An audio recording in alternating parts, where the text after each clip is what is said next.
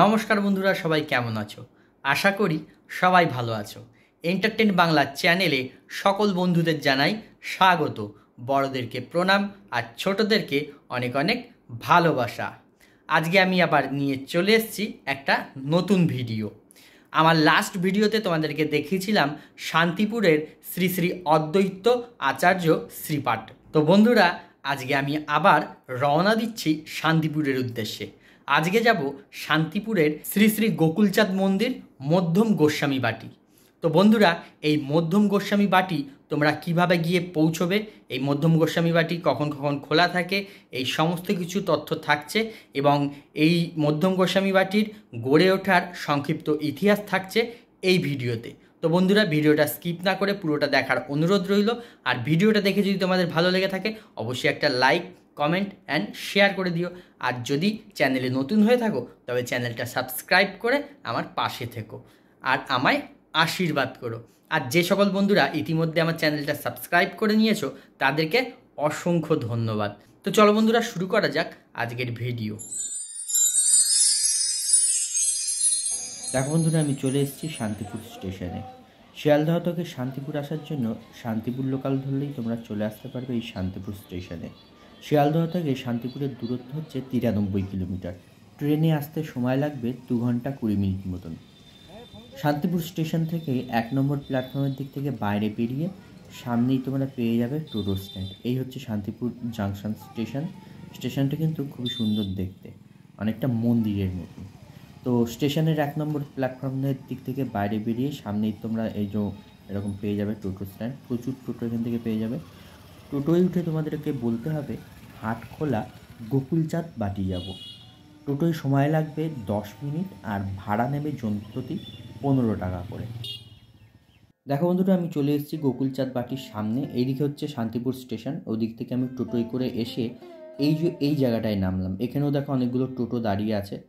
তো এই যে সামনে দেখতে পাচ্ছ যে আকাশি কালারের গেটটা, দেখো গেটের ওপরে লেখা রয়েছে শ্রী শ্রী গোকুলচাঁদ জিউ মধ্যম গোস্বামী বাটি, শ্রীধাম শান্তিপুর।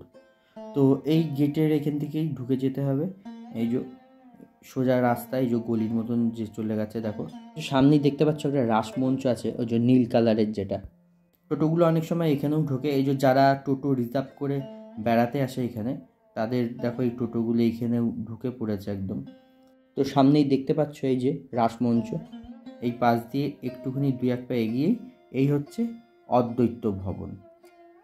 এখানেই আছে অদ্বৈত প্রভুর মন্দির এবং রয়েছে গোকুলচাঁদ মন্দির, এছাড়াও আরও অন্যান্য মন্দির রয়েছে। তো চলো বন্ধুরা, মন্দিরের ভেতরে প্রবেশ করা যাক। মন্দিরটা আমিও ঘুরে দেখি এবং এই ভিডিওর মাধ্যমে তোমাদেরকেও দেখানোর চেষ্টা করি। মন্দিরের মূল প্রবেশদ্বার দিয়ে ঢুকেই সামনেই দেখো এই যে দেখতে পাচ্ছ গাছ দিয়ে বেশ সাজানো। আর এই যে সামনে দেখো একটা বকুল গাছ রয়েছে, এই বকুল গাছের তলাটা খুব সুন্দর করে বাঁধানো রয়েছে। এখানে দেখো অনেকে এসে বিশ্রাম নেয়, বসে এখানে। আর এই সাইডে একটা ঘর রয়েছে আর এদিকে জলের কল রয়েছে। আর মন্দিরের ফ্লোরটা কিন্তু পুরোটা খুব সুন্দর টাইলস দিয়ে বাঁধানো রয়েছে, খুব পরিষ্কার পরিচ্ছন্ন, একদম শান্ত নিরিবিলি পরিবেশ। শান্তিপুরের মধ্যম গোস্বামী বাড়ির অদ্বৈত প্রভু ও গোকুলচাঁদের মন্দির স্থাপত্য ও ভাস্কর্যের দিক থেকে খুবই উল্লেখযোগ্য। দুটি মন্দিরই বাংলার আটচালা রীতিতে নির্মিত। শ্রী অদ্বৈত আচার্যের পৌত্র মথুরেশের দ্বিতীয় পুত্র ঘনশ্যামের হাত ধরেই মধ্যম গোস্বামী বাড়ি বা হাটখোলা গোস্বামী বাড়ির উৎপত্তি।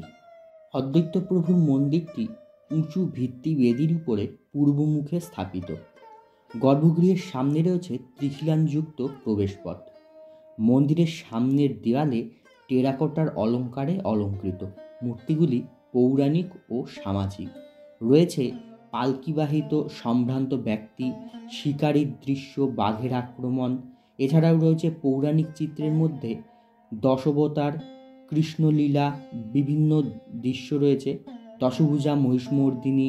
এছাড়াও রয়েছে লক্ষ্মী, গণেশ, সরস্বতী, এরকম বিভিন্ন রকমের মূর্তি দিয়ে আর বিভিন্ন রকমের নকশা করে সাজানো রয়েছে।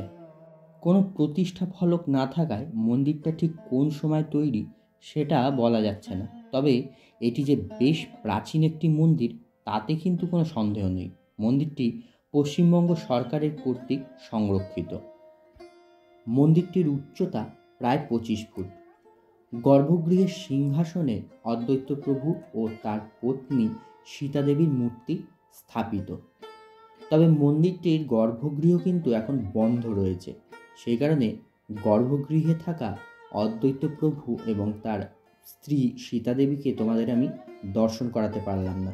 কারণ হচ্ছে মন্দিরের বিগ্রহের এখন রঙ্গন চলছে, অর্থাৎ রং করা হচ্ছে।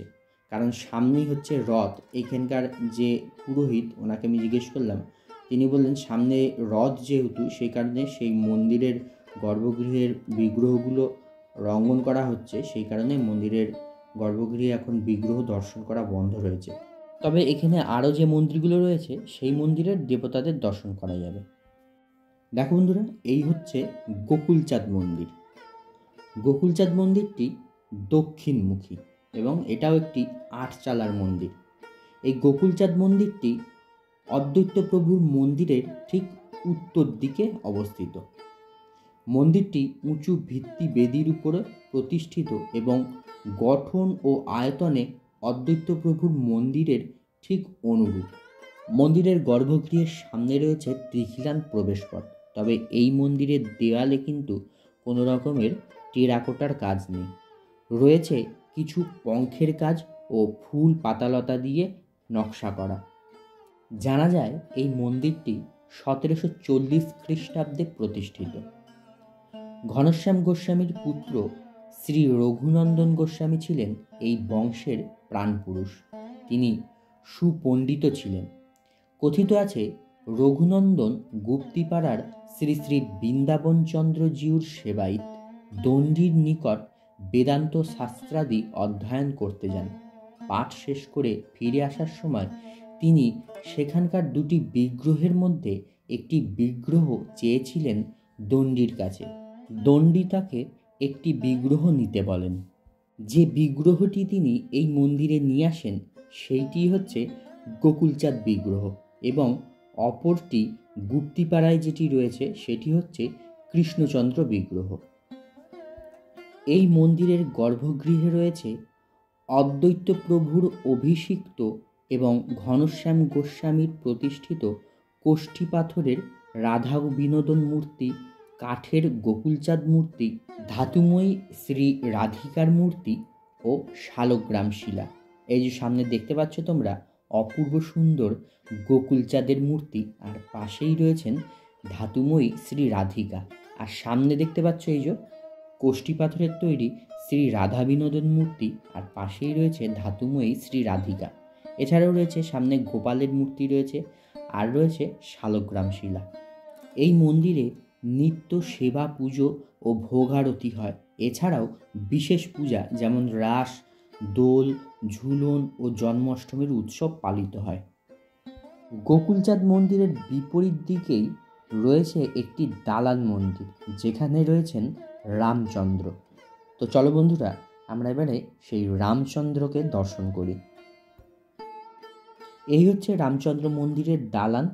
মন্দিরের যে গর্ভগৃহের সামনের দেয়ালে কিছু কারুকার্য করা রয়েছে, আর মন্দিরের গর্ভগৃহে বিরাজ করছেন শ্রীরামচন্দ্র।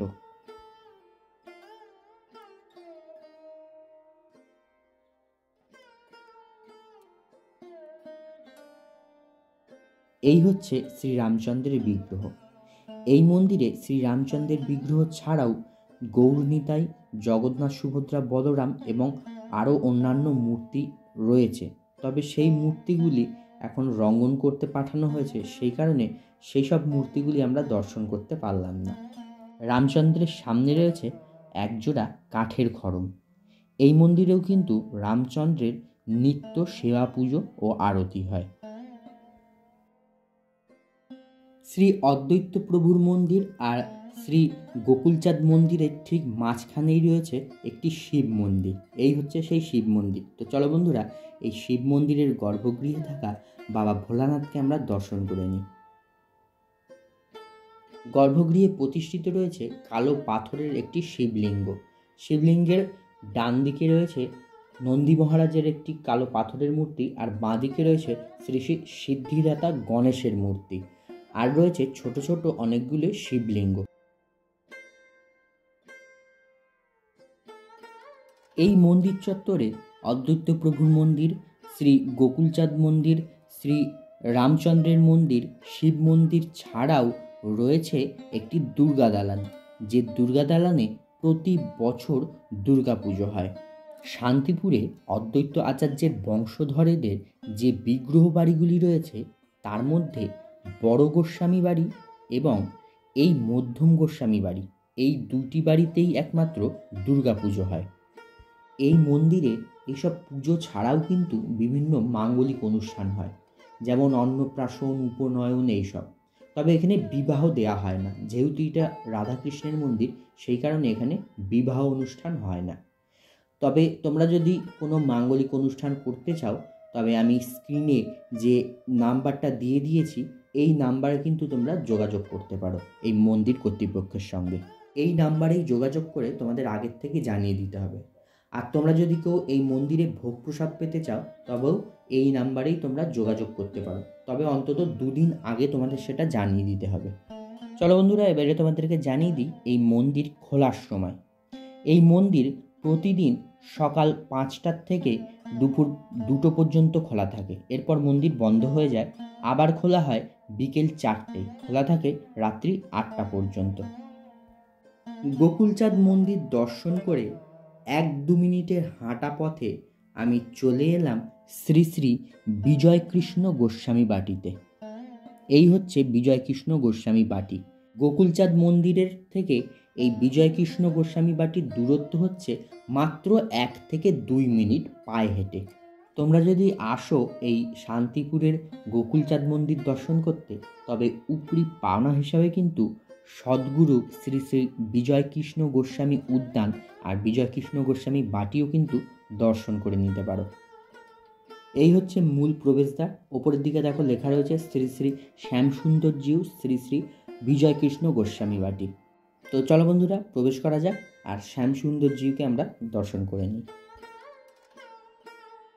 ভারতের ইতিহাসে বিজয়কৃষ্ণ গোস্বামী ছিলেন একজন উজ্জ্বল নক্ষত্র।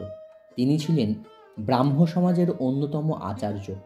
শিক্ষার প্রসার ও কুসংস্কার মুক্ত সমাজ গঠনে তার ভূমিকা উল্লেখযোগ্য। 1841 খ্রিস্টাব্দে 2রা আগস্ট নদিয়া জেলার শিকারপুরের নিকট দহকুল গ্রামে বিজয়কৃষ্ণ গোস্বামী জন্মগ্রহণ করেন। তিনি অদ্বৈত আচার্যের বংশধর ছিলেন। বিজয়কৃষ্ণ গোস্বামী শান্তিপুরে গোবিন্দ গোস্বামীর টোলে প্রাথমিক শিক্ষা অর্জন করেছিলেন। তিনি কলকাতায় সংস্কৃত কলেজেও পড়াশুনো করেছেন। এরপর কিছুদিন তিনি কলকাতা মেডিকেল কলেজে অধ্যয়ন করেছিলেন। 1306 বঙ্গাব্দে 22শে জ্যৈষ্ঠ 1899 খ্রিস্টাব্দে বিজয়কৃষ্ণ গোস্বামী পুরীধামে পরলোক গমন করেন। বিজয়কৃষ্ণ গোস্বামীর ছোট্ট একটা জীবন কাহিনী তোমাদের সামনে আমি বললাম। তো চলো এইবারে আমরা দর্শন করে নিই শ্রী শ্রী শ্যামসুন্দরজিউকে।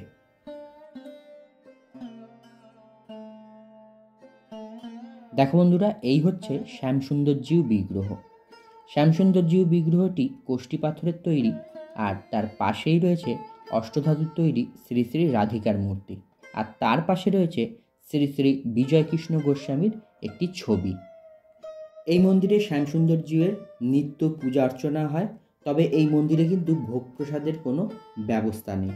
আর এই মন্দির সকল দর্শনার্থীদের জন্য প্রতিদিন সকাল 6টার থেকে রাত্রি 8টা পর্যন্ত খোলা থাকে।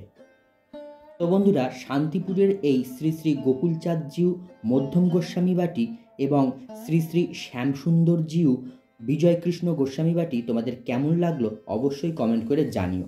তো আজকের মতন ভিডিওটা এখানেই শেষ করছি। দেখা হচ্ছে পরবর্তী নতুন কোনো ভিডিও। সবাই ভালো থেকো, সুস্থ থেকো, হাসি খুশি থেকো।